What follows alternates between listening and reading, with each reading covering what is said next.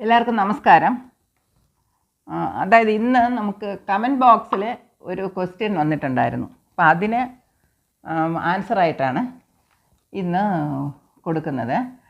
അതായത് ക്വസ്റ്റ്യൻ എന്തെന്ന് വെച്ചാൽ ഞാനത് വായിക്കാം.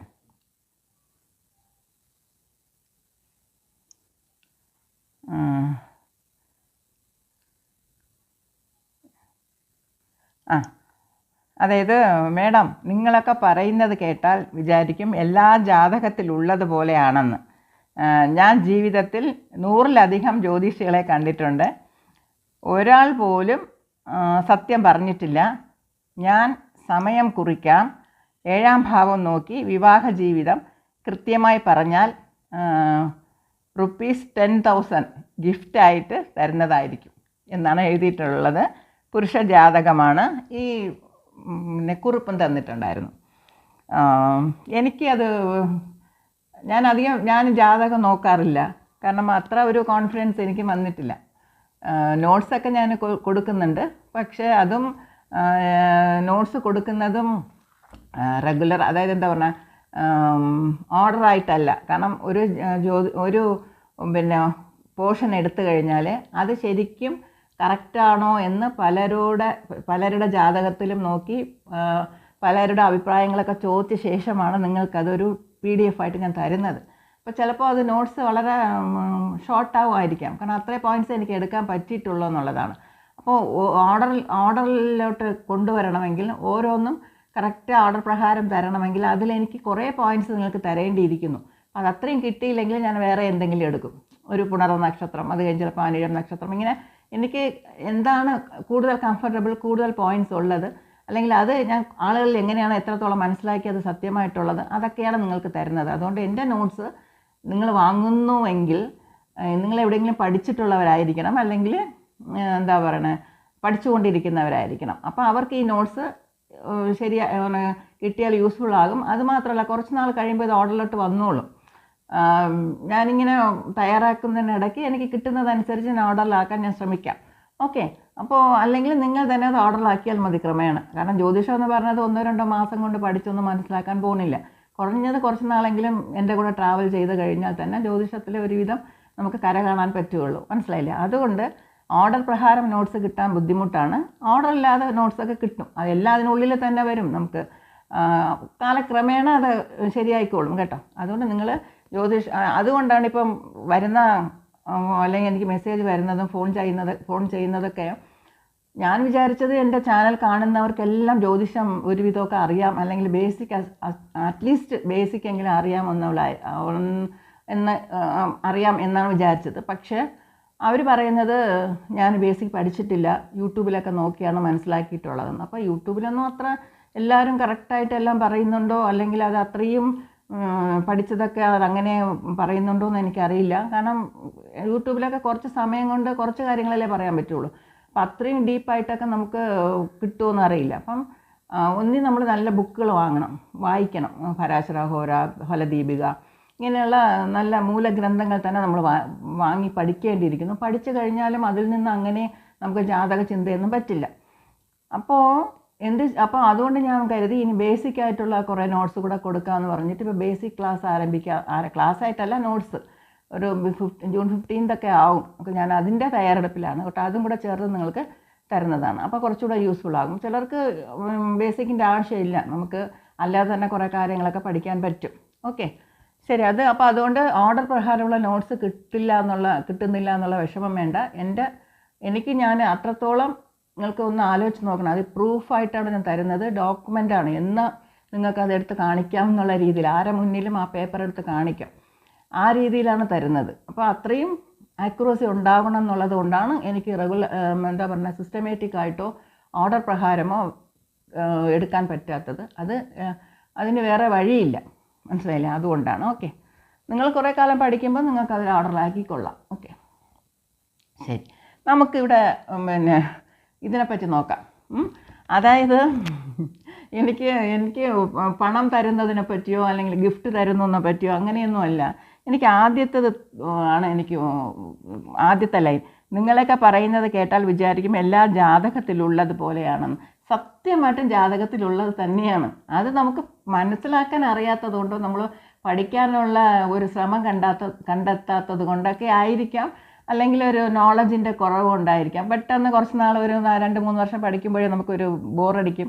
ഇത് മതി എല്ലാം മനസ്സിലായി എന്ന് പറഞ്ഞിട്ട് നമ്മൾ ചിലപ്പം ജാതകമൊക്കെ കൈകാര്യം ചെയ്യാൻ തുടങ്ങും. അങ്ങനെയൊക്കെ വരുമ്പോൾ കൂടുതൽ പഠിക്കാനുള്ള സമയം കാണില്ല. കാരണം എപ്പോഴും നമുക്ക് കുറച്ച് നാൾ പഠിച്ചു കഴിഞ്ഞിട്ട് കുറച്ചൊക്കെ പ്രാക്ടീസ് നമ്മൾ സ്വയം നിറയെ ഹോംവർക്കൊക്കെ ചെയ്ത് കഴിഞ്ഞിട്ട് നമ്മൾ ജാതകം നോക്കാനായി തുടങ്ങിയാൽ പിന്നെ നമുക്കൊരു ഫ്ലോ ആയിട്ട് വന്നോളും. അപ്പോൾ ഇടയ്ക്ക് നമുക്ക് ജാതകത്തിലൊക്കെ പിന്നെ നോക്കാൻ ഇറങ്ങിയെന്ന് വെച്ചോളൂ, ജാതകം നോക്കാം, അല്ലെങ്കിൽ എല്ലാ കാര്യങ്ങൾക്കും ഒരു പ്രൊഫഷനായിട്ട് എടുത്തു കഴിഞ്ഞാൽ പിന്നെ നമുക്ക് പഠിക്കാൻ നേരം കാണില്ല. അപ്പോൾ ഇതങ്ങനെയല്ല, ഇത് നമുക്ക് റിസർച്ച് പോലെ പോയിക്കൊണ്ടിരുന്നാലാണ് ഇത് നമുക്ക് കൂടുതൽ പ്രയോജനമാകുന്നത്. കാരണം പലരും പല പഠനങ്ങളിങ്ങനെ തെളിയിച്ചു കൊണ്ടിരിക്കുകയാണ്. അപ്പോൾ അതൊക്കെ നമ്മൾ എവിടെയെങ്കിലും ക്ലാസ് നടക്കുന്നുണ്ടെങ്കിൽ അതെന്താണെന്ന് അറിയാനെങ്കിലും പോയി പഠിക്കേണ്ടിയിരിക്കണം. അതിന് നമുക്ക് സമയം കണ്ടെത്തണം. മനസ്സിലായില്ലേ? അപ്പോൾ അതിൻ്റെ ഒരു സമയക്കുറവ് കൊണ്ടും കൂടെ ചിലപ്പം അവർക്ക് പറയാൻ പറ്റിയിട്ടുണ്ടാവില്ല, അല്ലെങ്കിൽ ജാതകം കൊടുത്ത സമയം അവർക്ക് ഗണിച്ചത് ടൈം കറക്ഷൻ ചിലപ്പോൾ ടൈം തെറ്റായിട്ട് വരും. അപ്പോൾ ആ ടൈം കറക്ഷനിൽ ചിലപ്പോൾ മിസ്റ്റേക്ക് ഉണ്ടായിരിക്കാം, എന്തെങ്കിലുമൊക്കെ പ്രശ്നങ്ങളില്ലാതെ, അല്ലെങ്കിൽ നമ്മളെ സമയം കൊടുത്തത് ശരിയില്ലാതെ ഇരിക്കാം, എങ്ങനെയെങ്കിലുമൊക്കെ ആയിരിക്കും ഒരാൾക്ക് അത് ഒരു ജാതകം കണ്ടിട്ട് മനസ്സിലാക്കാൻ പറ്റാത്തത്. പിന്നെ 100 ജ്യോതിഷികളെ കണ്ടു എന്ന് പറഞ്ഞത് ഞാൻ വിശ്വസിക്കില്ല. കാരണം ഒരു 100 പേരെ കണ്ടിട്ടുണ്ടെങ്കിൽ കുറേ ആൾക്കാരെങ്കിലും, നമ്മളെല്ലാവരും അങ്ങനെ പറയാനേ പാടില്ല, നിറയെ മഹാപണ്ഡിതന്മാരുണ്ട്, പലതും കണ്ടുപിടിക്കാത്ത ഗണിതം വരയ്ക്ക് കണ്ടുപിടിച്ച ആൾക്കാർ ഒരുപാടുണ്ട്. നമ്മൾ ആരെയും ഒന്നും അങ്ങനെ പറയാനേ പാടില്ല. പിന്നെ അതുകൊണ്ട് കുറച്ച് ആൾക്കാരെ കണ്ടിട്ടുണ്ടാവും. നമുക്കൊരു വിഷമസന്ധി വരുമ്പോൾ നമ്മളിങ്ങനെ ഒരിടത്ത കൊണ്ട് നടക്കും നമ്മുടെ ജാതകത്തെ, അല്ലേ, ആരാണ് ശരിക്കും പറയുന്നതെന്ന്. അപ്പോൾ അങ്ങനെയുള്ള സമയങ്ങളിൽ ചിലപ്പോൾ തെറ്റിയിട്ടുണ്ടാവും. നിങ്ങൾ വിചാരിച്ച പോലെ ഉള്ള കാര്യങ്ങൾ, അല്ലെങ്കിൽ നിങ്ങൾക്ക് നടന്ന കാര്യങ്ങൾ ചിലപ്പം അവർ പറഞ്ഞിട്ടുണ്ടാവില്ല, എന്തെങ്കിലുമൊക്കെ സൂചനകൾ പറഞ്ഞിട്ടുണ്ടാവും. ഇല്ല എന്ന് ഞാൻ പറയേയില്ല. കാരണം ആർക്കും ഈ ജാതകം കണ്ടാൽ കുറച്ച് കാര്യങ്ങൾ മനസ്സിലാകും, കുറച്ച് പഠിച്ചവർക്കല്ല.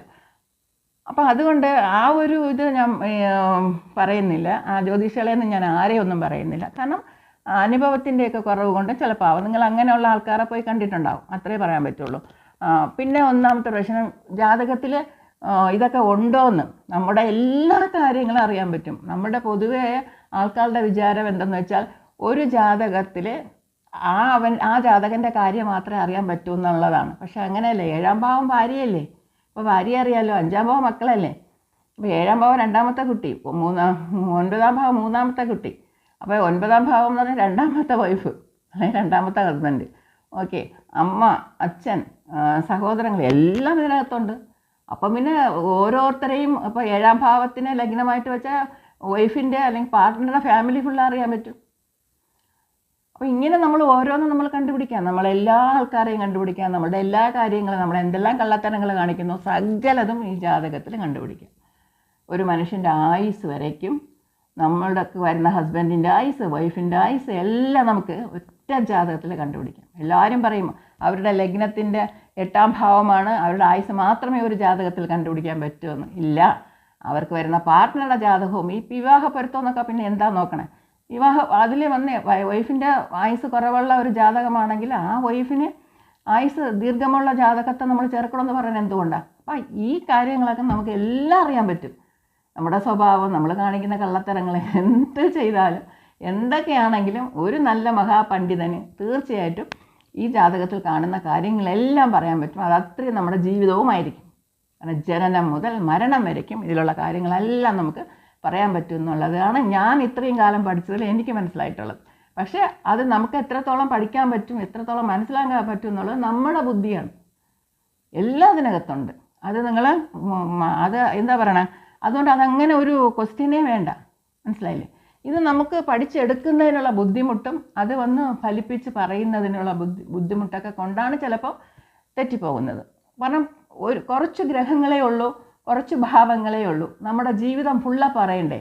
അപ്പോൾ അതിൽ ചിലപ്പോൾ മാറിപ്പോവും. അപ്പോൾ ഒരു ഗ്രഹത്തിന് തന്നെ കുറേ കാരകത്വങ്ങളുണ്ട്, ഒരു ഭാവത്തിന് തന്നെ കുറേ കാരകത്വങ്ങളുണ്ട്, അതുപോലെ നക്ഷത്രത്തിനും കുറേ കാരകത്വങ്ങളുണ്ട്. ഇതൊക്കെ നിങ്ങൾ മനസ്സിലാക്കിയാൽ മാത്രമേ ആക്യുറസി എന്നുള്ളത് വരികയുള്ളൂ. നമ്മളിപ്പം പൊതുവെ പറയുന്നില്ലേ, രാഹു ഇല്ല, കേതു ഇല്ല, മാന്തി ഇല്ല, ബാധകാധിപതി ഇല്ല എന്നൊക്കെ പറയുന്നില്ലേ, എല്ലാം ഉണ്ട്. അവരെയൊക്കെ ചേർത്ത് കൊണ്ട് പഞ്ചാംഗത്തിലുള്ള 5 കാര്യങ്ങൾ ഇതെല്ലാം ഉണ്ട്, അതെല്ലാം ചേർത്ത് കൊണ്ട് പറഞ്ഞാൽ മാത്രമേ ആക്യുറസി ഇന്ന സ്ഥലത്ത് ഇന്ന ഇടത്ത് ഇന്ന ആളിങ്ങനെ എന്നുള്ളത് നമുക്ക് പറയാൻ പറ്റുള്ളൂ. നമുക്ക് വരാൻ പോകുന്ന വൈഫോ ഹസ്ബൻഡോ ഏത് സ്ഥലത്ത് നിന്ന് ഏത് ദിക്ക് നിന്ന് ഏത് ഗ്രാമത്തിൽ നിന്ന് ഏത് സിറ്റിയിൽ നിന്ന് ഇങ്ങനെയുള്ളതൊക്കെ നമുക്ക് കണ്ടുപിടിക്കണമെങ്കിൽ എല്ലാം ഇതിനകത്തുണ്ട്. അത് നമുക്ക് അറിയണം, പറഞ്ഞു കൊടുക്കാൻ അറിയണം, അത്രയേ ഉള്ളൂ. അവർ കേൾക്കുന്ന കാര്യങ്ങൾ അത്രയും പറഞ്ഞു കൊടുക്കാൻ അറിയണം. അതുകൊണ്ടാണ് ഒരു ജാതകം ഒരാൾ നോക്കാൻ വന്നാൽ 12 ഭാവത്തെയും മനസ്സിലാക്കിയിട്ട് വേണം അവരോട് സംസാരിക്കാൻ, അല്ലെങ്കിൽ തെറ്റിപ്പോവും.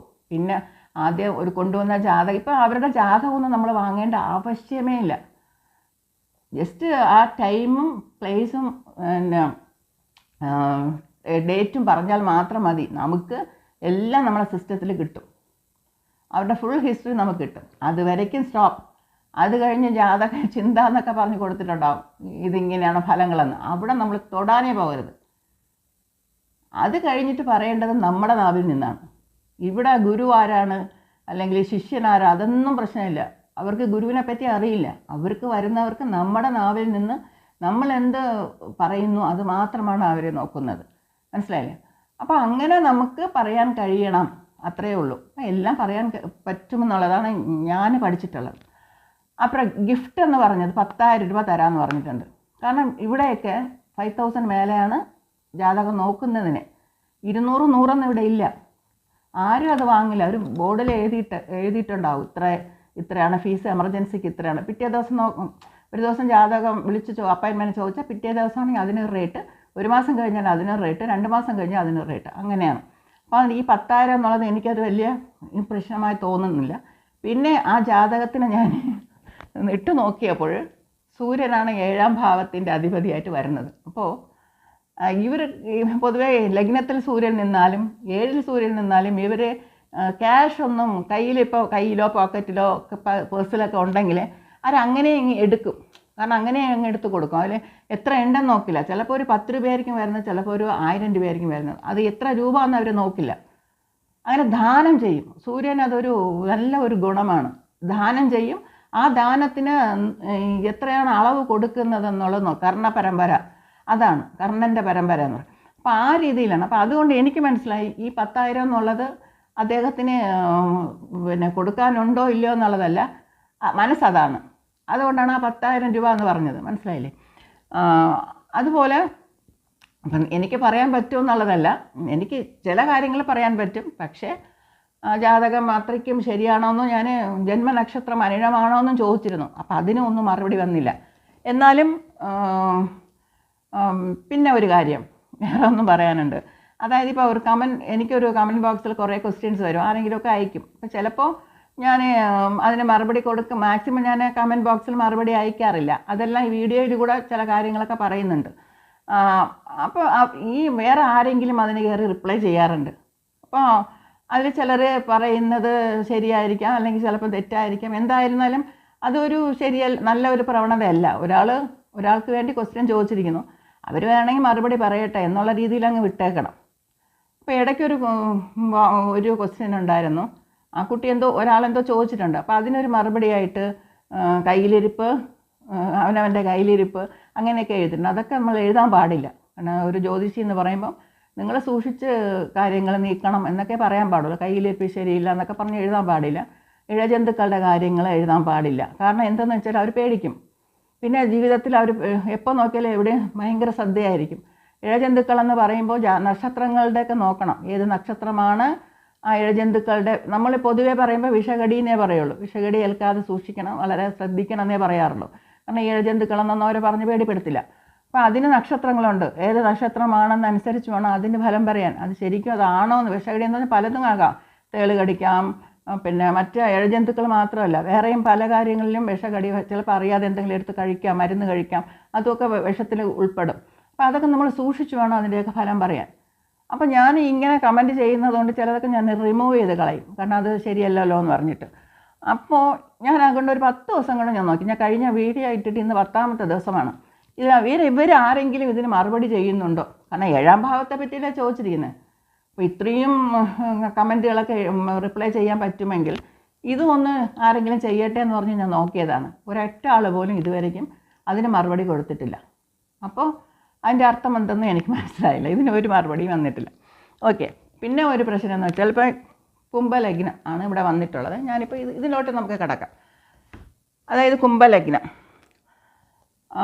കുംഭലഗ്നം പിന്നെ ചന്ദ്രൻ അനിഴം നക്ഷത്രത്തിലാണ്.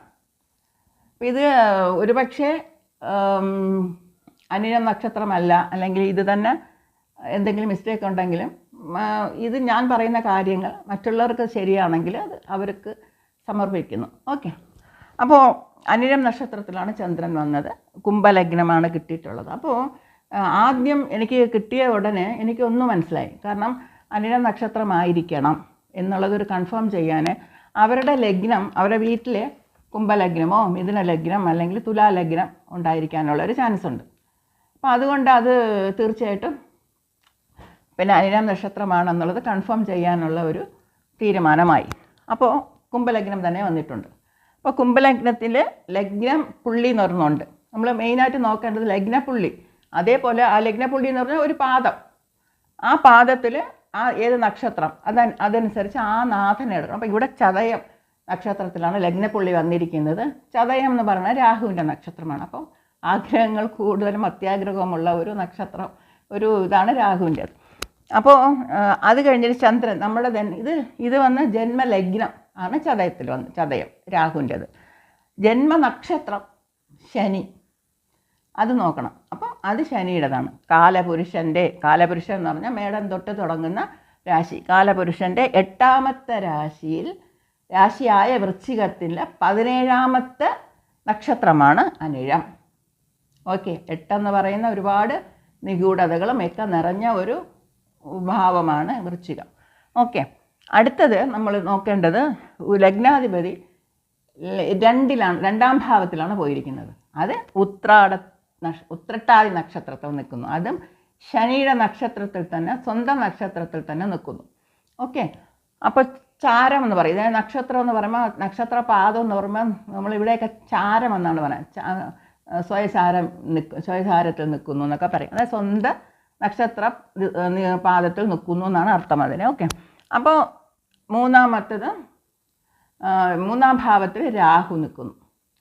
അപ്പോൾ അത് ഏത് നക്ഷത്രം നോക്കി പറയാം. ഞാൻ ഇവിടെയൊക്കെ എല്ലാം നോട്ട് ചെയ്ത് വെച്ചിട്ടുണ്ടായിരുന്നു. രാഹു കാർത്തിക നക്ഷത്രത്തിൽ, സൂര്യൻ്റെ നക്ഷത്രത്തിലാണ് നിൽക്കുന്നത്. അടുത്തത് 4ാം ഭാവത്തിൽ ആരുമില്ല. 5ാം ഭാവത്തിലാണ് 4 പേര് നിൽക്കുന്നുണ്ട്. അതായത് 2ഉം 11ൻ്റെ അധിപനായ ഗുരു, അതേസമയം 3ൻ്റെയും 10ൻ്റെയും അധിപനായ ചൊവ്വ, ശുക്രൻ 4ൻ്റെയും 9ൻ്റെയും ആളാണ്. പിന്നെ മാന്തിയും കൂടെ ഉണ്ട്. അപ്പോൾ ഇവർക്കൊപ്പം 5ാം ഭാവത്തിൽ മാന്തി നിൽക്കുന്നു. അപ്പം 5 4 മാന്തി നിൽക്കുമ്പോഴൊക്കെ കുറച്ച് ശ്രദ്ധിക്കണം. മാന്തി നിൽക്കുന്നു. അപ്പോൾ ശുക്രൻ തിരുവാതിര നക്ഷത്രം, ചൊവ്വ തിരുവാതിര നക്ഷത്രം, മാന്തി തിരുവാതിര നക്ഷത്രം, ഗുരു പുണർദം നക്ഷത്രം. ഇതൊക്കെ വേണമെങ്കിൽ നോട്ട് ചെയ്തോളൂ. അതായത് അടുത്തത് 6ാം ഭാവത്തിലാണ് 7ാം അധിപതി സൂര്യൻ വന്നിട്ട് പൂയം നക്ഷത്രം, ബുധനും പൂയം നക്ഷത്രം. 7ാം ഭാവാധിപതിയായ സൂര്യൻ 6ൽ നിൽക്കുന്നു. പക്ഷേ ലഗ്നത്തിൻ്റെ 6ആണ്, ലഗ്നാധിപതിയുടെ 5ലാണ്. ഇത് രണ്ടും നമ്മൾ ശ്രദ്ധിക്കണം. ലഗ്നത്തിന് എത്രാമത്തെ ഭാവത്തിൽ നിൽക്കുന്നു, ലഗ്നാധിപതിയുടെ എത്രാമത്തെ ഭാവത്തിൽ നിൽക്കുന്നു. ഇത് രണ്ടിനും വ്യത്യാസമുണ്ട്, ഫലങ്ങൾ മാറിപ്പോവും. ഓക്കെ. ഇവിടെ ബുധൻ എന്ന് പറയുന്നത് 5ൻ്റെയും 8ൻ്റെയും അധിപനാണ്. സൂര്യനോട് ചേർന്ന് കമ്പസ്റ്റായിട്ട് നിൽക്കുകയാണ്. അതായത് മൗഢ്യത്തിലാണ് നിൽക്കുന്നത്. അടുത്തത് 7ഉം 8ഉം ശൂന്യമാണ്. 9ൽ കേതു നിൽക്കുന്നു. ഇത് ഞാൻ പറഞ്ഞില്ലല്ലേ, പൂയ നക്ഷത്രമാണ് രണ്ടും. ഇത് വിശാഖം നക്ഷത്രത്തിലാണ്, ചന്ദ്രൻ അനിഴം നക്ഷത്രത്തിലാണ്. ഇതാണ് നമ്മുടെ ജന്മനക്ഷത്രം, ഇത് ജന്മലഗ്നം. ഓക്കെ, ഇത്രയുമാണ് കൊടുത്തിട്ടുള്ളൂ. ഇവിടെ നമ്മൾ ഇനി ഇതിലാണ് ഫലം നോക്കേണ്ടത്. 7ാം ഭാവത്തിനതാണ് ചോദിച്ചിട്ടുള്ളത്. പക്ഷെ നമുക്ക് 7ാം ഭാവം മാത്രം ഞാൻ പറയാറില്ല. ഞാൻ എല്ലാ ഭാവങ്ങളും കുറച്ച് കാര്യങ്ങൾ പറയും. അപ്പോൾ ഇവിടെ നമ്മൾ നോക്കേണ്ടത് ആദ്യം ജസ്റ്റ് ഈ ഫലങ്ങളൊന്ന് ജസ്റ്റ് ഒന്ന് പറഞ്ഞിട്ട് ഈ നക്ഷത്രങ്ങളെ കാര്യങ്ങളും പറയാം. ഇപ്പം അനിഴം നക്ഷത്രം എന്ന് പറയുമ്പോൾ അനിഴം എന്ന് പറയുന്നത് താമര കേട്ടോ, മഹാലക്ഷ്മിയുടെ നക്ഷത്രമാണ്. അത് അതിൻ്റെ സിമ്പൽ താമരയാണ്. അപ്പം നിങ്ങൾക്ക് പലതും ഓർമ്മ വരാം ചിലപ്പോൾ. താമരയാണ്. അപ്പോൾ ഇത് നല്ല എന്താ പറയണേ, ഒരു പവർഫുള്ളായിട്ടുള്ള ഒരു നക്ഷത്രമാണ്. നിർബന്ധ ബുദ്ധി, ആര് പറഞ്ഞാലും അനുസരിക്കില്ല, ആരെയും ഒരു കൂസാത്ത ഒരു പ്രകൃതം. അവർ ചെയ്യുന്ന കാര്യങ്ങൾ കറക്റ്റായിരിക്കുമെന്നുള്ളത് അവർക്കറിയാം, അതേ പ്രവർത്തിക്കുകയുള്ളൂ. അപ്പം അങ്ങനെ ഒരു എന്താ പറയുന്നത്, നിർബന്ധ ബുദ്ധി, പിടിവാശി, നല്ല ചാതുര്യം ഒക്കെ ഉള്ള ഒരു നല്ല ഒരു നക്ഷത്രം തന്നെയാണ്. പക്ഷെ അത് ശനിയുടെ നക്ഷത്രമാണ്. ഇവിടെ നമ്മളൊന്ന് മനസ്സിലാക്കേണ്ടത്, കാരണം ഈ വീഡിയോ ചിലപ്പോൾ ലെങ്തി ആവും കേട്ടോ, ചിലപ്പോൾ 1 hour കൂടെ ആകും, നിങ്ങളെല്ലാവരും ക്ഷമിക്കുക. എന്തെന്ന് വെച്ചാൽ നമ്മളിപ്പോൾ നോക്കുമ്പോൾ, ഈ ജാതകത്തിൽ നോക്കുമ്പോൾ എല്ലാം ശനിക്ക് കൂടുതൽ ആധിപത്യം വരുന്നത് പോലെ, ശനിയുടെ ആധിക്യം കൂടുന്നത് പോലെ തോന്നുന്നു. കാരണം ലഗ്നാധിപതി തന്നെ ഉത്രട്ടാതി നക്ഷത്രം, ഓക്കെ, അത് ശനിയുടെ സ്വയം നക്ഷത്രം. അതുപോലെ സൂര്യനും ബുധനും പൂയം നക്ഷത്രം, ചന്ദ്രനും അനിഴം നക്ഷത്രം. ഇതെല്ലാം 3ഉം ശനിയുടെ നക്ഷത്രം. ലഗ്നാധിപതി 7ാം അധിപതി, 5ാം അധിപതി, പിന്നെ ചന്ദ്രൻ 6ാം അധിപതി. ഇതെല്ലാമേ ഒരു എന്താ പറയണേ, ശനിയുടെ നക്ഷത്രത്തിലാണ് നിൽക്കുന്നത്. അതുമാത്രമല്ല ഇതൊക്കെ മോക്ഷ വീടുകളാണ്.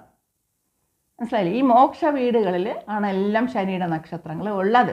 അതത്രയും അതിൽ ഇവർക്ക് ഗ്രഹങ്ങളുമുണ്ട് എന്നാണ് നമ്മൾ മനസ്സിലാക്കേണ്ടത്. അപ്പോൾ പിന്നെ ഇത് കർക്കടകം എന്ന് പറയുന്നത് ആദ്യത്തെ മോക്ഷ വീടാണ്. ധർമ്മ അർത്ഥ കാമ മോക്ഷ, ഓക്കെ, ധർമ്മ അർത്ഥ കാമ മോക്ഷ, ധർമ്മ അർത്ഥ കാമ മോക്ഷ. അപ്പോൾ ആദ്യത്തെ മോക്ഷ രാശിയായ കർക്കിടകത്തിൽ സൂര്യനും ബുധനും പൂയം നക്ഷത്രത്തിൽ തന്നെ നിൽക്കുന്നു, 2 ഗ്രഹങ്ങൾ നിൽക്കുന്നു. അടുത്തത് ഇതിന് പര്യായം അതും വേറെയുണ്ട് കേട്ടോ, ഒരുപാട് പഠിക്കാനുണ്ട്. ചന്ദ്രൻ വന്ന് നിൽക്കുന്ന അനിഴം, ഇതും ഒരു മോക്ഷ വീടാണ്, വൃശ്ചികം. ഇവിടെ അനിഴം നക്ഷത്രത്തിൽ ചന്ദ്രൻ നിൽക്കുന്നു. അതുപോലെ മീനത്തിലും ഉത്രട്ടാതി നക്ഷത്രത്തിലും പിന്നെ ശനി നിൽക്കുന്നു. ഇത് എല്ലാം മോക്ഷ വീട്. ഇത് 3 മോക്ഷ വീടാണ്. അപ്പോൾ ഈ മോക്ഷ വീടിൻ്റെ രാശിതത്വം എന്ന് നോക്കുമ്പോൾ ഇത് എല്ലാം ജലരാശിയാണ്. മനസ്സിലായില്ലേ? ഇതൊരു ജലരാശി, ഇതൊരു ജലരാശി, ഇതും ഒരു ജലരാശി. ഇത് നിങ്ങൾ പഠിക്കാൻ കൂടി വേണ്ടിയാണ് ഞാൻ പറയുന്നത്, പഠിക്കുന്നതിന് വേണ്ടിയും കൂടെ ഞാൻ പറയുന്നതാണ്. അപ്പോൾ ഈ ജലരാശിക്ക് ഒരു തത്വമുണ്ട്, രാശിതത്വം എന്നുള്ളതുണ്ട്. അതായത് കർക്കിടകം എന്ന് പറയുന്നത് ഒഴുകുന്ന നദി, അല്ലെങ്കിൽ പുഴ എന്നൊക്കെ പറയില്ല, അത് നല്ല ഒഴുകിക്കൊണ്ടിരിക്കുന്നത് വെള്ളം, അല്ലെങ്കിൽ നല്ല കൃഷിപ്പാടങ്ങൾ, കൃഷി ചെയ്യാനുള്ള ഒരു പിന്നെ പാടം. അപ്പം അത് നമുക്ക് അഗ്രികൾച്ചർ ലാൻഡ്, അതിന് വേണമെങ്കിൽ നമുക്ക് കർക്കിടകത്തിനെ എടുക്കാം. വൃശ്ചികം എന്ന് പറയുന്നത് എന്താ പറയണേ, പാതാളം എന്ന് എടുക്കാം, അല്ലെങ്കിൽ ഭയങ്കര താഴ്ചയുള്ള കിണർ. പിന്നെ ഈ നാഴിക്കിണറൊക്കെ ഇല്ലേ, ഈ നാഴിക്കിണറൊക്കെ ഇവിടെയാണ് ഉദ്ദേശിക്കുന്നത്, നമ്മൾ എവിടെ, അത് തിരുച്ചെന്തൂർ നാഴിക്കിണർ. അപ്പോൾ അതുപോലെ കുളം, കെട്ടിക്കിടക്കുന്ന വെള്ളം, ഇതൊക്കെ ഈ വൃശ്ചിക രാശിയെ കുറിക്കും. അപ്പോൾ നമുക്ക് അവരുടെ സ്വഭാവം എങ്ങനെ മനസ്സിലാകുന്നതെന്ന് വെച്ചാൽ, ഇപ്പോൾ വൃശ്ചിക രാശിയാണ് ഇപ്പോൾ അനിഴം നക്ഷത്രം, അപ്പോൾ ചന്ദ്രൻ നിൽക്കുന്നത്. അപ്പോൾ ഇവരുടെയൊക്കെ മനസ്സ് എന്തെന്ന് വെച്ചാൽ, ഇപ്പോൾ നമുക്ക് മനസ്സ് പെട്ടെന്ന് മനസ്സിലാക്കാൻ പറ്റില്ല. കാരണം ചിലപ്പോൾ നല്ല തെളിഞ്ഞ വെള്ളമായിരിക്കും, കിണറിൽ ഫുള്ള വെള്ളം കിട്ടും. നമ്മളൊരു ബക്കറ്റ് ഇട്ടാൽ പെട്ടെന്ന് എടുക്കുന്ന മാതിരിയുള്ള, ഞാനൊരു എക്സാമ്പിളായിട്ട് പറയണേ, പെട്ടെന്ന് എടുക്കാൻ പറ്റും. നല്ല തെളിഞ്ഞ വെള്ളമായിരിക്കും, കുടിക്കുന്നതിന് സൂപ്പറായിരിക്കും, ഓക്കെ. ചിലത് നമ്മൾ നോക്കുമ്പോൾ അത്രയും ചേറായിരിക്കും, അടിയിലൊക്കെ നല്ല ചേറായിരിക്കും, മേലെ വെള്ളം ഇങ്ങനെ തെളിഞ്ഞു കിടക്കും. നമ്മളിങ്ങനെ എന്തെങ്കിലും ഇട്ട് നോക്കിയാൽ അടി തട്ടും, നമുക്ക് പെട്ടെന്ന് തട്ടും. കുറച്ച് വെള്ളം മാത്രമേ മേലെ കാണുള്ളൂ. കുളത്തിലൊക്കെ ആണെങ്കിൽ നമ്മൾ കാലെടുത്ത് വെക്കുമ്പോഴേ നമുക്കറിയാം അയ്യോ ചേറെന്ന് പറഞ്ഞ് നമ്മൾ മാറൂലേ. അപ്പോൾ അത് ആ മേലെ തെളിഞ്ഞ് കിടക്കും, നമുക്ക് തോന്നുന്നത് നല്ല തെളിഞ്ഞ വെള്ളമാണ്, പക്ഷെ അകത്ത് ഇത്രയും പ്രശ്നങ്ങളുണ്ടെന്ന് മനസ്സിലാക്കണം. അതുപോലെ താമരക്കുളം കണ്ടാലും നമുക്കിപ്പോൾ താമരയാണ് ഫുള്ളാണ് നിൽക്കുന്നത്, നമ്മൾ ആസ്വദിക്കില്ല, എന്ത് രസമെന്ന്. പക്ഷേ ഉള്ളിൽ ഇതിൻ്റെ ചെടികൾ, അഴുകിയ ഇലയുടെ പിന്നെ ബാക്കി, അല്ലെങ്കിൽ പിന്നെ വേരുകൾ, ഇങ്ങനെ നമുക്ക് അതിനകത്ത് കാലൊക്കെ വയ്ക്കുമ്പോൾ പേടിയാവും അല്ലേ. അപ്പം അങ്ങനെയുള്ളത്. അപ്പോൾ ഇതുപോലെ ഇപ്പോൾ ചിലത് പാഴടഞ്ഞ കിണർ, അത് നമ്മൾ ഒന്നിനും ഉപയോഗശൂന്യമായിട്ട് കളയും, ഇല്ല അവിടെ പായലും പടർപ്പുകളും ഒക്കെ പിടിച്ച് നമ്മളത് ഉപയോഗിക്കില്ല. അപ്പോൾ ഇങ്ങനെ നമ്മൾ ഈ രാശി തത്വത്തിൽ ഓരോ ഭാവത്തിനും നമ്മൾ എടുക്കണം, ആ ഓരോ രാശിയെ നമ്മൾ എടുക്കണം അവിടെ. അപ്പോൾ അവരുടെ സ്വഭാവം എങ്ങനെയാണ് എന്നൊക്കെ മനസ്സിലാക്കാനും ഇത് നമുക്ക് ഉപയോഗപ്പെടും. അതുപോലെ മീനം എന്ന് പറയുന്നത് 2 മീനുകൾ അല്ലേ നിൽക്കുന്ന ഒരു സിമ്പലാണ്. അപ്പോൾ നമുക്ക് വേണമെങ്കിൽ ഇങ്ങനെ പറയാം, അതൊരു കടലാണ്. മീനം എന്നുള്ളത് കടലാണ്. അപ്പോൾ തിരയുള്ള കടലുമാവാം, രാമേശ്വരത്തിൽ തിരയില്ല, അല്ലെങ്കിൽ നമുക്ക് നടന്നു പോകാം. അപ്പോൾ അതുപോലെ ഉള്ളതാവാം, അല്ലെങ്കിൽ വളരെ ആക്രോശമായ തിരകളുള്ള കടലുമാകാം. രണ്ട് തരത്തിലും നമുക്ക് ഈ കടലിനെ എടുക്കാം. അപ്പോൾ ഇതുപോലെ അവരുടെ സ്വഭാവവും അവരുടെ പെരുമാറ്റവും ഒക്കെ നമുക്ക് ഈ രാശിതത്വം കൊണ്ടും മനസ്സിലാക്കാം. അപ്പോൾ ഇങ്ങനെയൊക്കെയാണ് രാശിതത്വങ്ങൾ നിങ്ങൾ മനസ്സിലാക്കേണ്ടത്. അപ്പോൾ ഇതിനെപ്പറ്റി കൂടുതൽ കാര്യങ്ങളുണ്ട്, അതൊന്നും പിന്നെ ഒരു വീഡിയോയിലൊന്നും പറഞ്ഞു തീർക്കുന്ന കാര്യവുമല്ല. അപ്പോൾ അവിടെയാണ് ഇപ്പോൾ നമുക്ക് ആ വൃശ്ചിക ലഗ്നം. അപ്പോൾ ഇത് മോക്ഷ വീടാണ്, ജലരാശിയാണ്, ഇതൊക്കെ നമ്മൾ മെയിനായിട്ട് എടുക്കണം. അപ്പം ഞാനിപ്പം പറഞ്ഞില്ലേ ഇവരുടെ സ്വഭാവമൊക്കെ ഇതിൽ നിന്ന് നമുക്ക് മനസ്സിലാക്കാൻ പറ്റും. അപ്പോൾ അടുത്ത നമുക്ക് ഇതിൽ കുറച്ച് കാര്യങ്ങൾ നോക്കാം. അപ്പോൾ രണ്ടാമത്തെ, അതായത് ലഗ്നാധിപതി പോയി 2-ൽ നിൽക്കുകയാണ്. അപ്പോൾ പൊതുവേ ലഗ്നാധിപതി 2-ൽ നിന്നാലും രണ്ടാം അധിപതി ലഗ്നത്തിൽ നിന്നാലും അതായത് കുടുംബത്തിന് നോക്കുന്ന പറയുന്നത്. കുടുംബം വിട്ടൊരു കളി അവർക്കില്ല. എന്ത് പ്രശ്നങ്ങൾ വന്നാലും ഭാര്യയും ഹസ്ബൻഡ് ആൻഡ് വൈഫ് തല്ല് പിടിച്ചാലും വിട്ടുകൊടുക്കില്ല അവർ. വീണ്ടും ആ കുടുംബത്തോട് ചേർന്ന് പോകണം എന്നുള്ള ചിന്ത തന്നെ ഉണ്ടായിരിക്കും. അപ്പോൾ ഇന്നും ഒരു പ്രശ്നം എന്ന് വെച്ചാൽ ഇവർക്ക് ലഗ്നാധിപതി 2-ൽ പോയി നിൽക്കുന്നതുകൊണ്ട് ഇവർ പണം തേടി അലയുമെന്നാണ് പറയണത്. നെട്ടോട്ടം ഓടിക്കൊണ്ടിരിക്കും പണത്തിന് വേണ്ടി. ജോലി, അത് അവരുടെ ആ ഒരു ലെവൽ ഉയർത്താൻ വേണ്ടി ഒരു പണം തേടിപ്പോയിക്കൊണ്ടിരിക്കും എന്നാണ് പറയുന്നത്. അതേസമയം രണ്ടാം അധിപതി ലഗ്നത്തിൽ വന്നാൽ ഇവർക്ക് പണം തേടി വരും. ഇപ്പോൾ പ്രൊമോഷൻ ആയിരുന്നാലും ജോലി ആയിരുന്നാലും എല്ലാ കാര്യങ്ങളും ലഗ്നാധിപതി 2-ൽ നിന്നാൽ അവർക്ക് തേടി വരും. അവരൊന്നിനും പോകേണ്ട ആവശ്യമില്ല, എല്ലാം അവരുടെ കൈകളിലെത്തും എന്നാണ് പറയുന്നത്. അതേസമയം ലഗ്നാധിപതി 2-ലാണെങ്കിൽ അവർ ഒരു സ്റ്റെപ്പ് നീങ്ങി മുന്നോട്ട് പോയി അവർക്ക് തേടേണ്ടിയിരിക്കുന്നു, പണം തേടി പോകേണ്ടിയിരിക്കുന്നു. ആ ലഗ്നത്തിൽ നിന്ന് അവർ മാറി എന്നുള്ളതാണ്. അപ്പോൾ അത് നമ്മൾ ഫസ്റ്റ് നോക്കണം. അടുത്ത നമുക്ക് ചോദിച്ചിരിക്കുന്നത് ഏഴാം ഭാവത്തെ പറ്റിയാണ്. അപ്പോൾ 7-ാം അധിപതി എന്ന് പറയുമ്പോൾ സൂര്യനാണ്. കുംഭത്തിൻ്റെ 7 സൂര്യനാണ്. ഞാനിപ്പോൾ എല്ലാം പറയുന്നില്ല, എല്ലാം കുറച്ച് പറയാം. 7-ാം ഭാവാധിപതി സൂര്യനാണ്. സൂര്യൻ 6-ലാണ് നിൽക്കുന്നത്. അപ്പം 6-ൽ നിൽക്കുന്നത് കൊണ്ട് പൊതുവേ എല്ലാവരും, ഞാനും പണ്ട് പഠിച്ചിട്ടുണ്ട്, ആദ്യകാലങ്ങളിൽ ഞാനും പഠിച്ചത് എന്തെന്ന് വെച്ചാൽ ഉപജയരാശി 3, 6, 11 ഗ്രഹം നിന്ന് കഴിഞ്ഞാൽ സകല കാര്യങ്ങളും പിന്നെ സക്സസ് ആണ്. വിവാഹം കഴിഞ്ഞു കഴിഞ്ഞാൽ ഭയങ്കര വെച്ചടി കയറ്റമാണ് എന്നൊക്കെയാണ് ഞാനും പഠിച്ചിട്ടുള്ളത്. പക്ഷേ നമ്മൾ റിസർച്ചിലോട്ടും കൂടുതൽ പഠിക്കുമ്പോഴേക്കും കാര്യങ്ങളൊക്കെ നമുക്ക് പിന്നെയാണ് മനസ്സിലാകുന്നത്. ഈ ഉപജയസ്ഥാനം എന്തിനുള്ളതാണ്, എന്തിനെ കുറിക്കുന്നതാണ്, അവിടെ ഒരു ഗ്രഹം നിന്നാൽ അത് ഏത് കാരകത്വത്തിലാണ് കൊടുക്കുന്നത്, ഏത് കാര്യത്തിനാണ് ഇമ്പോർട്ടൻസ് കൊടുക്കുന്നുള്ളതെന്ന് നമ്മൾ മനസ്സിലാക്കണം. അപ്പോൾ 6-ാം ഭാവമായിരുന്നാലും 11-ാം ഭാവം നമുക്ക് ലാഭസ്ഥാനം. പക്ഷേ 6-ാം ഭാവം എന്ന് പറയുമ്പോൾ അവിടെ വേറെയും ഒരുപാട് പ്രശ്നങ്ങളുണ്ട്. രോഗം വരാം, കടം വരാം, വഴക്ക്, ശണ്ട പ്രശ്നം, ശത്രുക്കൾ, ഇങ്ങനെ ഒരുപാട് കാര്യങ്ങൾ അവിടെ വരുന്നത് കൊണ്ട് 6-ാം ഭാവം ഉപജയസ്ഥാനത്തിൽ ഒരു ഗ്രഹം നിന്നാൽ അവിടെ ജോലി, മെയിനായിട്ട് അവിടെ ഒരു ജോലി കൊടുത്തിട്ടുണ്ട്, ഒരു പ്രൊഫഷനാണ് അവിടെ 6 പറയുന്നത്. അതിന് ഉയർച്ചയും കൂടുതൽ കാര്യങ്ങളൊക്കെ നടക്കാം. പക്ഷെ മറ്റുള്ള കാര്യങ്ങളിലൊക്കെ അത് അത്രത്തോളം ഷൈൻ ചെയ്യുമോ എന്നുള്ളത് നമ്മൾ ആലോചിച്ച് തീരുമാനിക്കേണ്ടിയിരിക്കുന്നതാണ്. ഓക്കെ, അത് ഓരോ രാശിക്കനുസരിച്ച് അതിൻ്റെ ഇത് മാറാനും ചാൻസ് ഉണ്ട്. അപ്പോൾ ഇവിടെ 7-ാം അധിപതി 6-ൽ പോയി നിൽക്കുന്നു. അപ്പോൾ അതിൻ്റെ ഫലം എന്താണെന്ന് ഞാൻ കുറേ നോട്ട് ചെയ്ത് വെച്ചിട്ടുണ്ട്, പിന്നെ ഓരോന്നും പറഞ്ഞു തരാം. 7-ാം അധിപതി സൂര്യൻ. അപ്പം ആദ്യം 7-ാം അധിപതിയാണ് സൂര്യൻ. അപ്പോൾ അതിൻ്റെ ആദ്യം കാര്യങ്ങൾ പറയാം. അഡ്മിനിസ്ട്രേഷൻ പവർ സൂപ്പറായിരിക്കും കേട്ടോ. അവരാണ് നല്ല അഡ്മിനിസ്ട്രേഷൻ കൈകാര്യം ചെയ്യാനുള്ള ഇത് ഏറ്റവും നല്ലത്, നിർവാഹം. ഓക്കെ, അടുത്തത് ഭയങ്കര തലക്കനമായിരിക്കും. എവിടെയും ആരുടെ മുന്നിലും തല കുത്തില്ല, കുമ്പിടില്ല. ഒരു തരത്തിൽ അവരെ താഴ്ത്തി കെട്ടാമെന്ന് വിചാരിക്കേ വേണ്ട. അവരെപ്പോഴും നമ്പർ 1 ആകണം. അവരുടെ സ്വഭാവത്തിലൊക്കെ മോശമാണോ എങ്ങനെയാണ് എന്നും അറിയണം. പക്ഷെ അവരെ വീട്ടിലായിരുന്നാലും ശരി, അത് വൈഫാകട്ടെ, ആരായിരുന്നാലും ശരി, ആരെ മുന്നിൽ തലകുനിക്കില്ല. അവരെ അഡ്ജസ്റ്റ് ചെയ്ത് സപ്പോർട്ട് ചെയ്ത് പുകഴ്ത്തിക്കൊണ്ട് പോകാനേ രക്ഷയുള്ളൂ. കണ്ടോ? അപ്പം അതങ്ങനെ. അപ്പം 7-ലെ സൂര്യൻ, ഭാര്യ അടങ്ങില്ല എന്നർത്ഥം, ആരെ മുന്നിലും തലകുനിക്കില്ല എന്നർത്ഥം.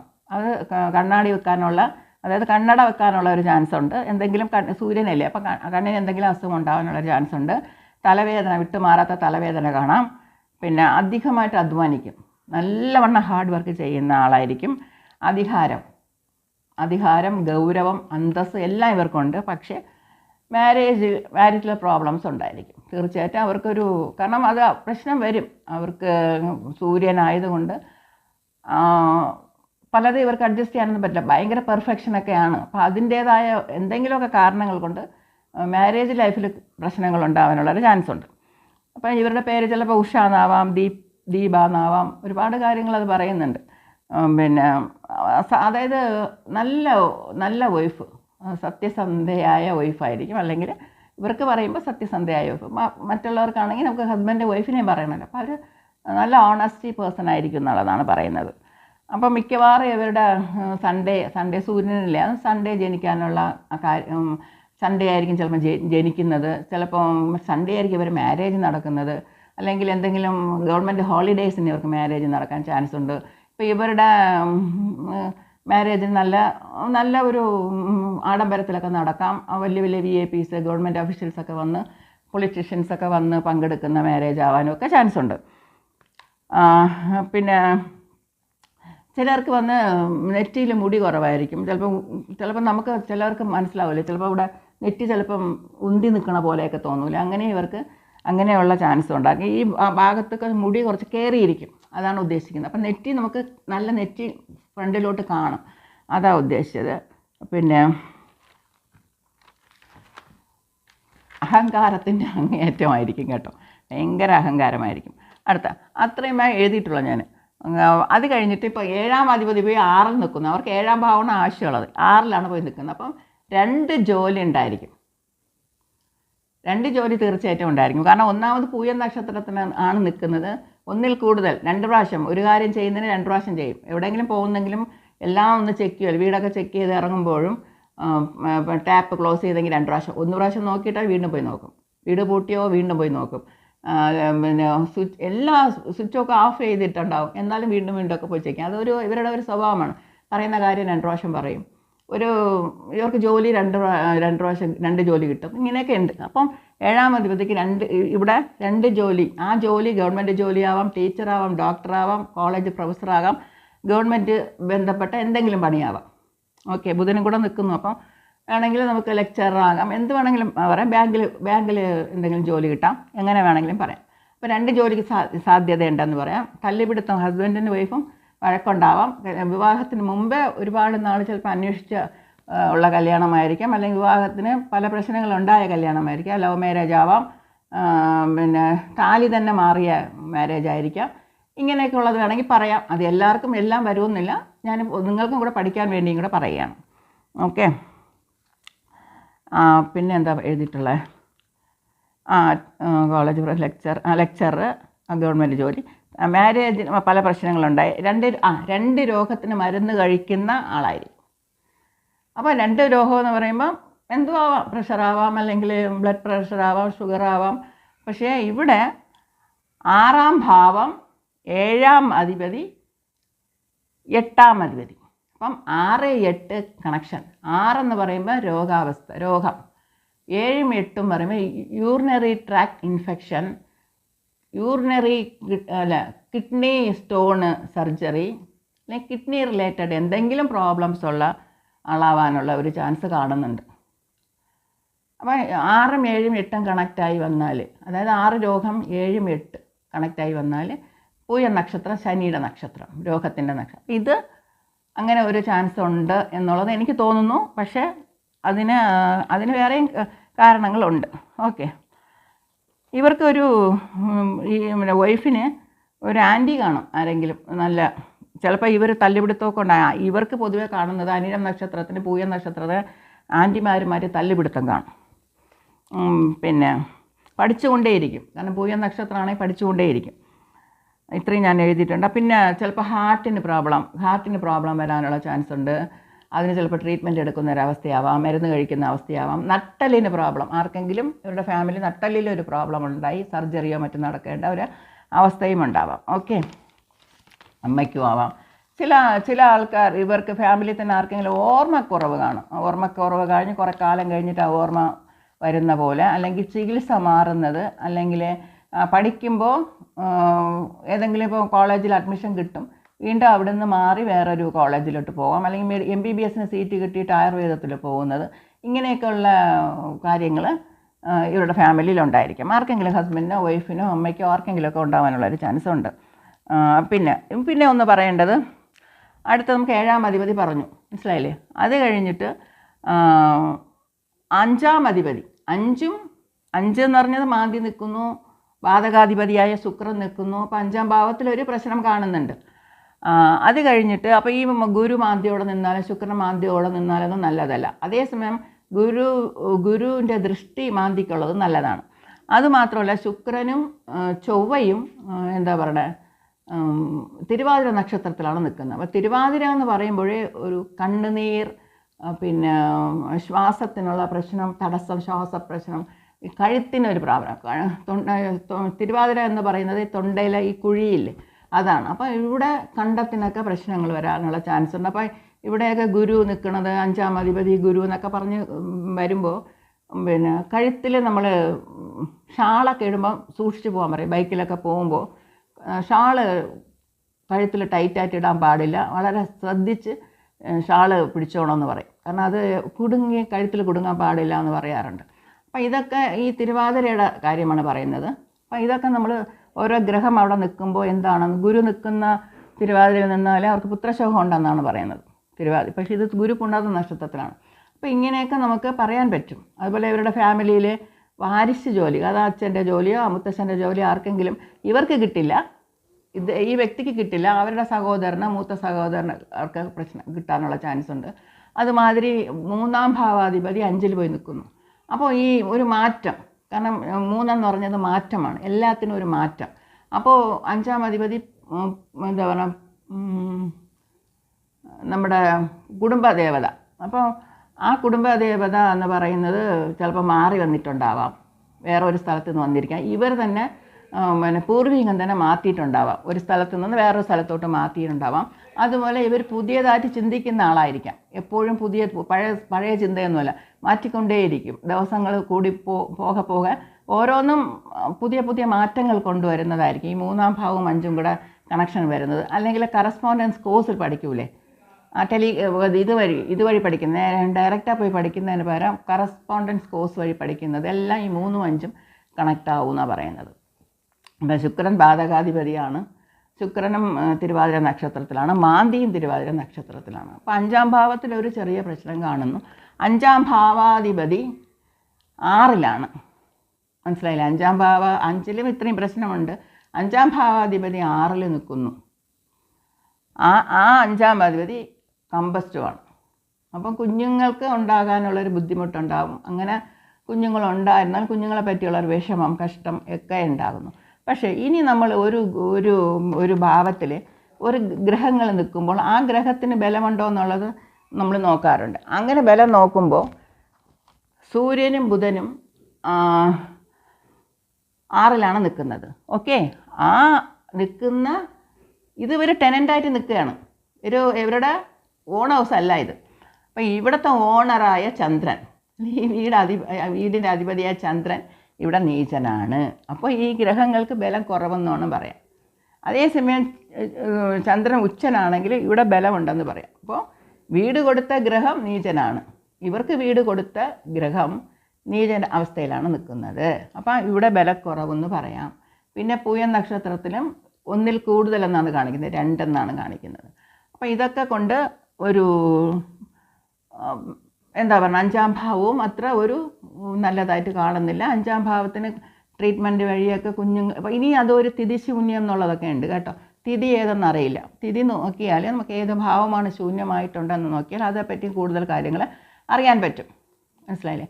അപ്പോൾ ഈ കാര്യങ്ങൾ ഇത്രയാണ് എനിക്ക് പറയാൻ കൂടുതൽ നമുക്ക് തോന്നിയിട്ടില്ല. കാരണം ഇതൊക്കെ ഒരുപാട് കാര്യങ്ങൾ നമുക്ക് പറയാൻ പറ്റില്ല. എങ്കിലും ഇങ്ങനെ ഓപ്പണായിട്ട് കേട്ടത് കൊണ്ട് മാത്രമാണ് ഞാൻ ഇത്രയും പറഞ്ഞത്. ഇനി കുറച്ച് സൂര്യൻ പിന്നെ 7ാം ഭാവത്തിൽ 7ാം ഭാവാധിപൻ ഇല്ല, സൂര്യൻ വന്നിട്ട് പൂയം നക്ഷത്രത്തിൽ നിന്നാലെന്നുള്ളതിനെപ്പറ്റി കുറച്ച് കാര്യങ്ങൾ ഞാൻ പറയാം.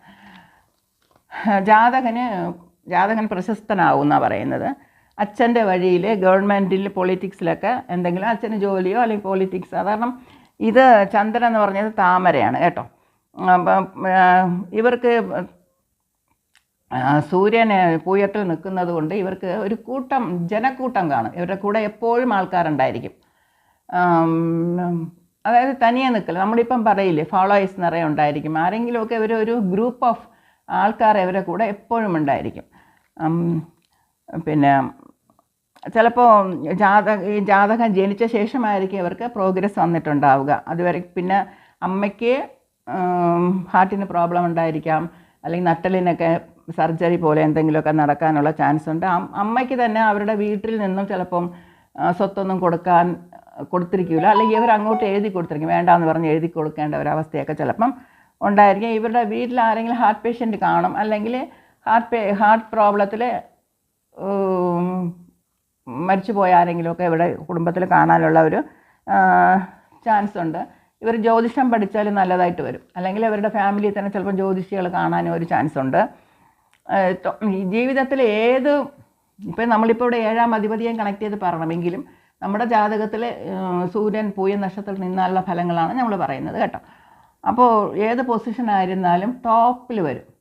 അങ്ങനെ ഒരു പിന്നെ സൂര്യനല്ലേ ഏറ്റവും മേലെ അധികാരി എന്നുള്ള രീതിയിൽ തന്നെ വരികയുള്ളൂ. ഇവർക്ക് എല്ലാ തരത്തിലുള്ള സൂര്യൻ വാഹനത്തെ കൂടെ കുറിക്കുന്നു. അപ്പോൾ എല്ലാ സൗകര്യമുള്ള വാഹനം, വില കൂടിയ വാഹനം എന്നൊക്കെ നമ്മൾ ശുക്രനും പറയുന്നുവെങ്കിലും നമുക്കിവിടെ സൂര്യനെയും പറയാം. അപ്പം വൈഫിന് സംടൈംസ് ചിലപ്പം ട്രാൻസ്പോർട്ട് ഡിപ്പാർട്ട്മെൻറ്റിലൊക്കെ ജോലിയാവാനുള്ള, കോർപ്പറേഷനിലൊക്കെ ജോലിയാവാനുള്ള ഒരു ചാൻസും കാണുന്നുണ്ട്. ഓക്കെ, പിന്നെ ഇവർക്ക്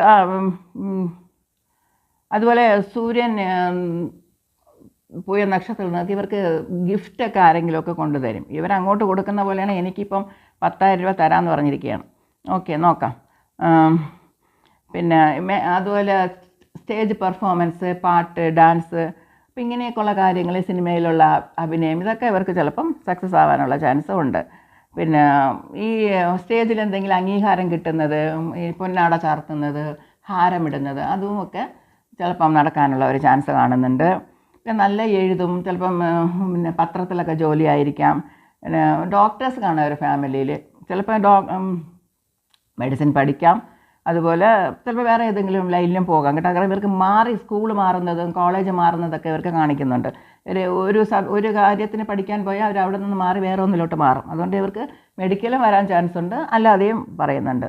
പിന്നെ ടീച്ചേഴ്സ്, അഡ്വൈസേഴ്സ്, വക്കീൽ ഒക്കെ ഉണ്ട്. പിന്നെ ജോണ്ടിസൊക്കെ വരാനുള്ള ഒരു ചാൻസ് ഇവർക്ക് കാണുന്നുണ്ട്. പിന്നെ അത് നിന്നെ പോയി ആയുർവേദമേതി പഠിക്കുന്ന ഫിറ്റ്സ് വരാനുള്ളത്, വാതരോഗത്തിന്, നട്ടലിന് അസുഖമുള്ളത് ഒക്കെ വരാനുള്ള ചാൻസ് കാണുന്നുണ്ട്. പിന്നെ ട്രാൻസ്പോർട്ട് അങ്ങനെയൊക്കെ ഇവർക്ക് ചിലപ്പം ജോലി ചെയ്യാം, അല്ലെങ്കിൽ ഇവർക്ക് ഓഫീസായിട്ട് വെക്കാം, ഒക്കെ ചെയ്യാം. പിന്നെ ആദ്യം ഇവർക്ക് ഒരു വാരിശ് ജോലി കിട്ടാനുള്ള ഒരു ചാൻസ് ഞാൻ പറഞ്ഞില്ല. അച്ഛൻ്റെയോ മുത്തച്ഛൻ ആരെങ്കിലും വാരിശ് ജോലി, കാരണം അവർ ചിലപ്പം സർവീസിലിരിക്കുക എന്തെങ്കിലും പ്രശ്നമാണെങ്കിൽ അവരുടെ ജോലി ഇവർക്ക് കിട്ടാം. പക്ഷേ ഈ വ്യക്തിക്ക് കിട്ടില്ല, ഇവരുടെ സഹോദരങ്ങൾക്ക് കിട്ടാം. അതുമാത്രമല്ല,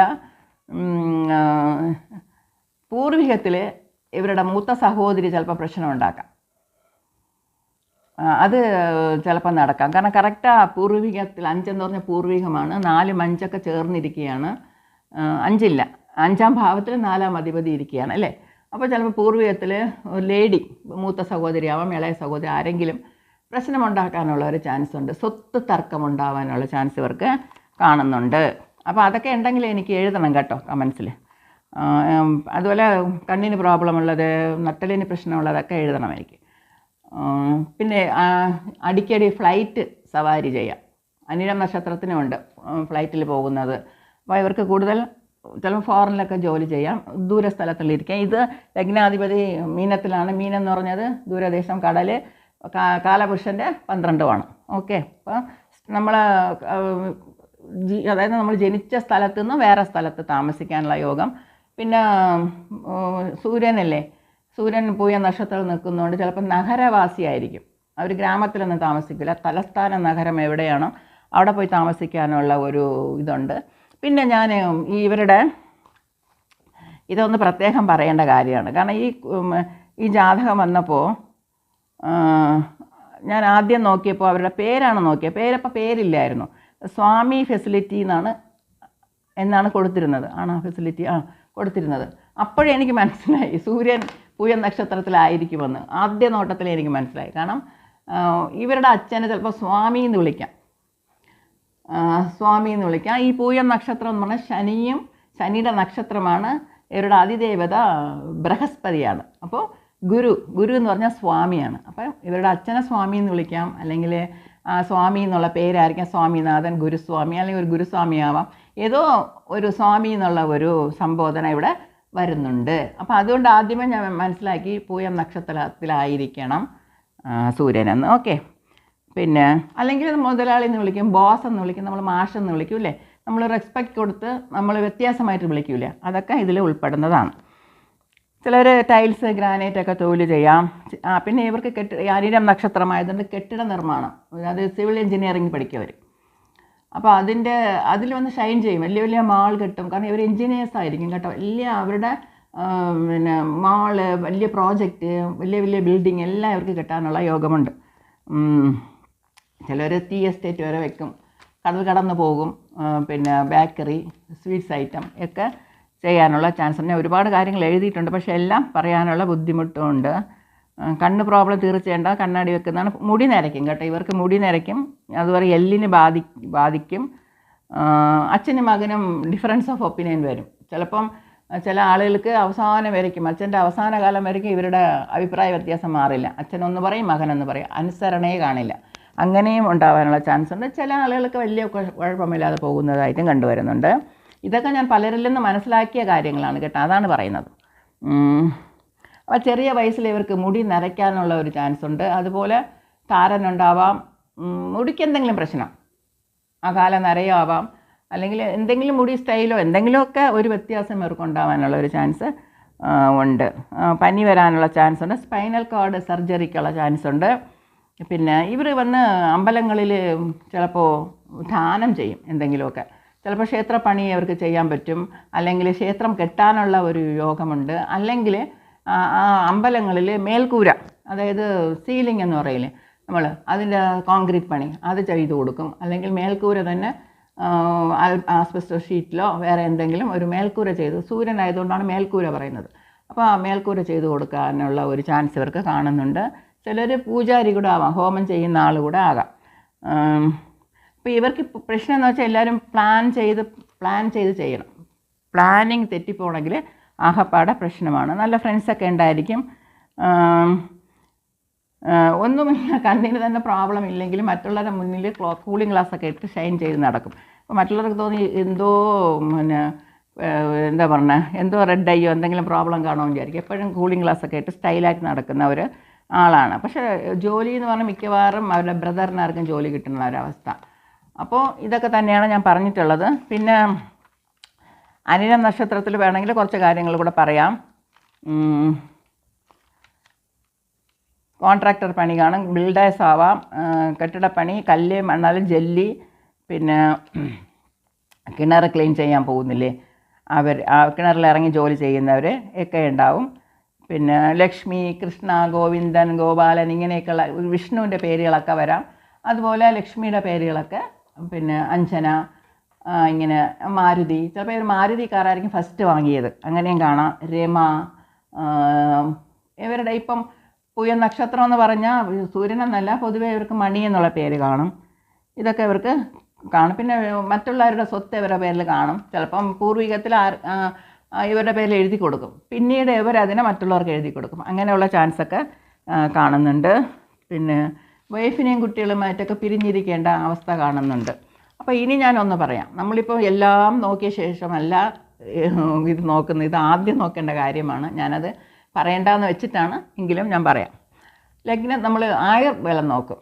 വെറുതെ കുറച്ച് കാര്യങ്ങൾ നോക്കുക, എല്ലാം ഒന്നും നോക്കാറില്ല, എങ്കിലും കുറച്ച് കാര്യങ്ങൾ നമ്മൾ ആദ്യം ആയുർബലം നോക്കാറുണ്ട്. കാരണം ആയുസിൻ്റെ ബലം രണ്ട് ജാതകത്തിലും, ഒരാളെ കല്യാണം പൊരുത്തം നോക്കുമ്പോൾ പയ്യനാണ് നോക്കുന്നതെങ്കിൽ പെൺകുട്ടിയുടെ ജാതകത്തിൽ അതിലെ ഹസ്ബൻഡിന് ആയുസ് ദീർഘമുണ്ടോ നോക്കും, അവരുടെ ആയുസ് നോക്കും. അപ്പോൾ ഈ ജാതകത്തിലും ഇവർക്ക് ആയുസ് ദീർഘമുണ്ടോ നോക്കും, വൈഫിനുണ്ടോ നോക്കും, രണ്ടുപേർക്കും നോക്കും.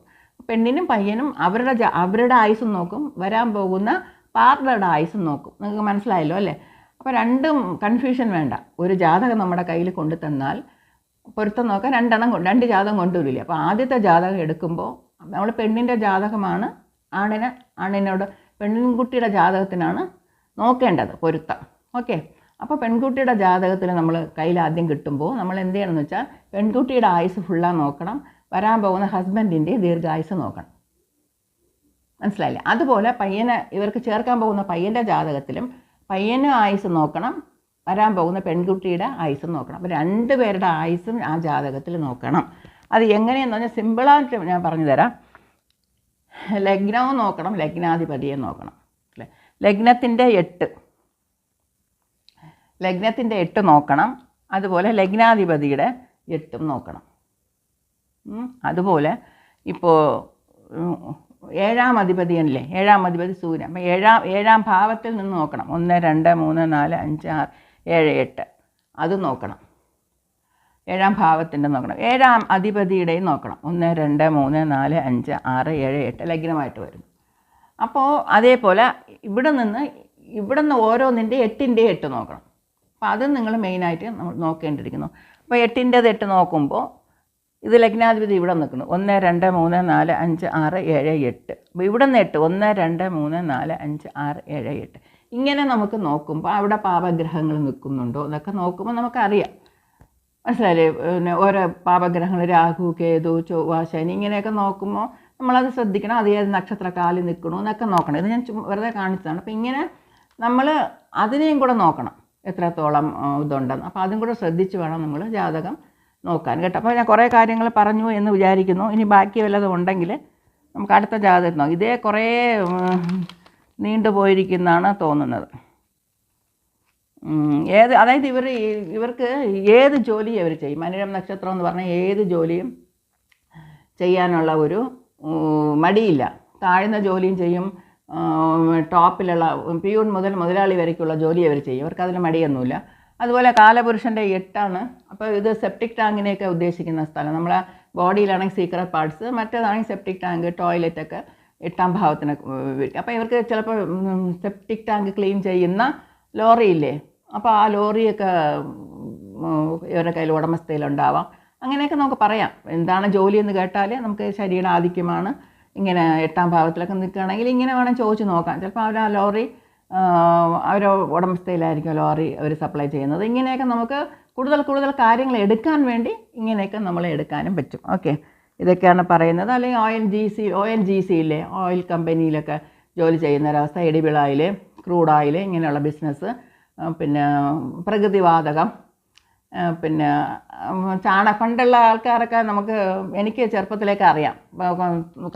പശുക്കളൊക്കെ വളർത്തുന്ന സ്ഥലത്ത് അവർ ബാക്കി വന്ന ചാണകത്തിന് കുക്കിംഗ് ഗ്യാസായിട്ടൊക്കെ ഉപയോഗിക്കും. പണ്ട് ഈ നമ്മുടെ ഗ്യാസൊക്കെ വരുന്നതിന് മുമ്പേ അങ്ങനെ ഉപയോഗിക്കുന്ന വീടുകളൊക്കെ എനിക്കറിയാം, നമ്മുടെ നാട്ടിലൊക്കെ ഉണ്ടായിരുന്നു. അപ്പോൾ അതുപോലെയുള്ള കാര്യങ്ങൾ അങ്ങനെയൊക്കെ നമുക്ക് വേണമെങ്കിൽ അതിലൊക്കെ ജോലി ചെയ്യുന്ന ഇതൊക്കെ പറയാം. അല്ലെങ്കിൽ അത് തന്നെ അവരെ ഉടമസ്ഥയിൽ നടത്തുന്നവരെ വീട്ടിൽ തന്നെ അങ്ങനെയൊക്കെ ചെയ്യുന്നവരൊക്കെ ഇപ്പോൾ ഉണ്ടോയെന്ന് അറിയില്ല. അതിന് തന്നെ ഇപ്പോൾ വേറെ ലേറ്റസ്റ്റായിട്ടൊക്കെ ഇത് വന്നിട്ടുണ്ടല്ലോ. അപ്പോൾ അങ്ങനെയൊക്കെ ഉള്ള കാര്യങ്ങളിലൊക്കെ ജോലി ചെയ്യാനോ ഉടമസ്ഥനാവാനോ ഒക്കെ ഉള്ള യോഗം ഉണ്ട്. എല്ലാം ആലോചിച്ച് സമാധാനത്തിലൊക്കെ ചെയ്ത്. ശനി എന്നുള്ള പ്ലാനറ്റ് വളരെ കുറച്ച് സ്ലോയാണ്. അപ്പോൾ വൃശ്ചിക രാശി കുറച്ച് സ്പീഡാണ്. അപ്പോൾ കുറച്ച് ആലോചിച്ച് നിദാനമായിട്ട് നിന്ന് കാര്യങ്ങൾ നടത്തിക്കഴിഞ്ഞാൽ ഏറ്റവും നല്ലതാണ് എന്നാണ് പറയുന്നത്. പണത്തിനൊന്നും ഇവർക്ക് ബുദ്ധിമുട്ടുണ്ടാവില്ല. കാരണം മഹാലക്ഷ്മിയുടെ നക്ഷത്രമായ അനിഴമായതുകൊണ്ട് പണം ഇവർക്ക് കാണും. ഇവർ മറ്റുള്ളവരെ ഡിപ്പെൻഡ് ചെയ്യേണ്ട അവസ്ഥയൊന്നുമില്ല. പക്ഷേ എന്തെന്ന് വെച്ചാൽ ഒരേ ഒരു കാര്യം, അനിഴം നക്ഷത്രം പണം ചേർക്കാനുള്ള നക്ഷത്രമാണ്. അന്നത്തെ ദിവസം നിങ്ങൾ അനിഴം നക്ഷത്രത്തിൻ്റെ അന്ന് കൊണ്ടുപോയി ബാങ്കിൽ ഡെപ്പോസിറ്റൊക്കെ ചെയ്ത് അവിടെ കിടക്കും. അപ്പോൾ അന്നത്തെ ദിവസം ആർക്കും കടം കൊടുക്കാനും പാടില്ല. നിങ്ങൾ ശ്രദ്ധിച്ചോണം. പിന്നെ കടം വാങ്ങാനും പാടില്ല. അപ്പോൾ അനിഴം നക്ഷത്രം എന്ന് പറയുന്നത് പണം ചേർക്കാനുള്ളത് മാത്രമാണെന്ന് കരുതുക. കടം വീട്ടാനുള്ള നക്ഷത്രം ഇല്ല, കടം വാങ്ങാനുള്ള നക്ഷത്രം, കടം കൊടുക്കാനുള്ള നക്ഷത്രമൊന്നും അനിഴം അല്ല. മനസ്സിലായില്ല? കടത്തിൻ്റെ പ്രശ്നമേ അവിടെ വരാൻ പാടില്ല അനിഴം നക്ഷത്രവുമായിട്ട്. ഇത്രയൊക്കെ തന്നെ. ബാക്കി എന്തെങ്കിലും ഉണ്ടെങ്കിൽ ഇതിന് റിപ്ലൈ വരട്ടെ. റിപ്ലൈ വന്ന ശേഷം പിന്നെ നോക്കാം. അപ്പോൾ ഞാൻ എൻ്റെ ഫോൺ നമ്പർ തരുന്നുണ്ട്. ഇത് തന്നെ എൻ്റെ GPay നമ്പർ. ഇതിൽ എത്രത്തോളം പെർസെൻറ്റേജ് കറക്റ്റായിട്ടുണ്ട് അതനുസരിച്ച് ദക്ഷിണ വരാം കേട്ടോ. ഒരു പക്ഷേ അങ്ങനെ ഒന്നും ഇല്ല എന്നുണ്ടെങ്കിൽ, ഞാൻ പറഞ്ഞതൊന്നും ശരിയല്ല എന്നുണ്ടെങ്കിൽ ഇതിൽ യോഗി അവയോഗിയുണ്ട്. കരുണനാഥൻ എന്നുണ്ട്. അപ്പോൾ ഞാനതിൽ പഞ്ചാംഗത്തിൽ നോക്കണം. നമ്മളെ നിത്യയോഗത്തിൽ ഓരോ യോഗത്തിനനുസരിച്ച് നമുക്കൊരു യോഗിയും ഒരു അവയോഗിയും ഉണ്ട്. അപ്പോൾ ഈ യോഗിയൊക്കെ ആ ഒരു ഗ്രഹമായിട്ടൊക്കെ വന്നു കഴിഞ്ഞാൽ, നക്ഷത്ര ഇതിലൊക്കെ വന്നു കഴിഞ്ഞാൽ ചിലപ്പോൾ ഈ നമ്മൾ പറയുന്ന നെഗറ്റീവ് എല്ലാം പോസിറ്റീവായിട്ട് മാറാനുള്ള ചാൻസ് ഉണ്ട്. അതുപോലെ പിന്നെ കരുണനാഥനും ഒരു ഗ്രഹം, അതും ശരിക്കും ആ ഒരു മോശം ആ ഇതിൽ നിൽക്കും, ഭാവത്തിൽ അത് നിൽക്കുകയാണെങ്കിൽ അവിടെ നമുക്ക് ജാതകത്തിനെ തന്നെ മാറ്റിമറിക്കാനുള്ള ശക്തിയുണ്ട്. അപ്പോൾ അത് ഞാൻ നോക്കിയില്ല. ഇത് ശരിയാണോ എന്ന് എനിക്ക് അറിയിക്കണം. ശരിയല്ലെങ്കിൽ ഞാൻ അതും കൂടെ സെർച്ച് ചെയ്തിട്ട് ഇതിന് മറുപടി തരുന്നതായിരിക്കും. Thank you.